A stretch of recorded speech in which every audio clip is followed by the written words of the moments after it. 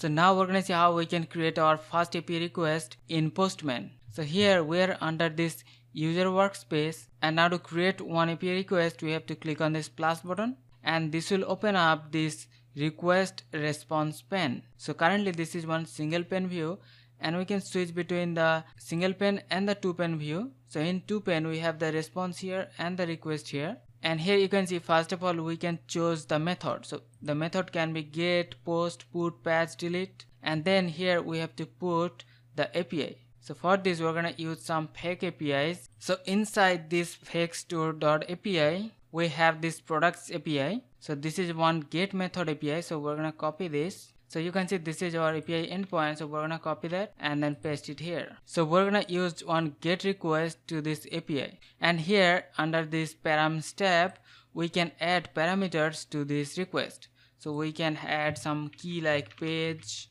and then value can be 1. So you can see we have this parameter page 1. This way we can add multiple parameters. Here we can show and hide columns, and also we can use the bulk edit. So we can add so many different parameters using this bulk edit also. For now this is one simple request, so we're not gonna use any parameters, so we're gonna delete that. And after this we have this authorization. So this is basically used for any kind of authorization, like we have the basic auth, we have OAuth. Currently this is one simple request, so we're gonna select no auth because we do not need any kind of authorization. And after this we have these headers. So here we have so many different key value pairs that we can use for the header. And also here also we can hide some columns, we can also use the bulk edit also. And here also we have presets. So here we can add some preset, and then we can use that later whenever we record. And next we have a body.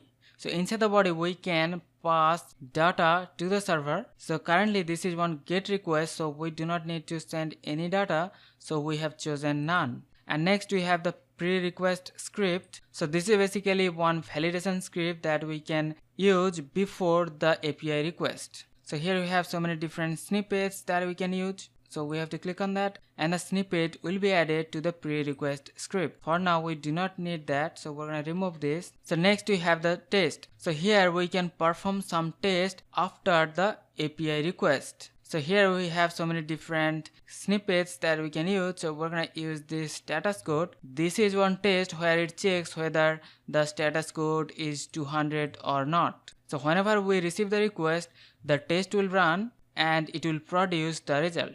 After we have these settings, so here we can have so many different settings. We can enable SSL certificate, we can follow authorization header, we can enable the script HTTP parser. For now this is one simple request, so we do not need that. So once that is done, so here we can just simply click on send, and here you can see we have this response. So here in the body we have the response. This is one pretty response. Basically this is just beautified so that we can easily read our response, and also we can see the data in the raw format also. This is little hard to read. And here also we have this cookies. So if we receive any cookies, that will be shown right here, and also we can send cookies from here also. And here we have the header response. So here we have the content type, here we have the date, and so many other responses. And next we have the test result. So this is basically the test that we performed here. Because the status code is 200, so that's why it is saying that the test is passed. So here also it shows the network details, and here it shows the status code which is 200, so the response is successful.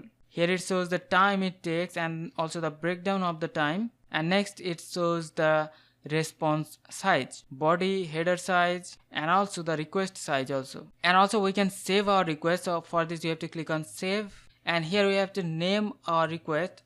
So we're gonna call it get product, and also here also we have to put the collection name and then click on save. And here you can see under this collections we have this get product request, and also we can check all the API requests that we have done from the history also. So here it shows all the requests that we have done. So this is our first API request. So this is the way we can create API request in Postman. So hope you understand the concept. We'll see you in the next one. Take care.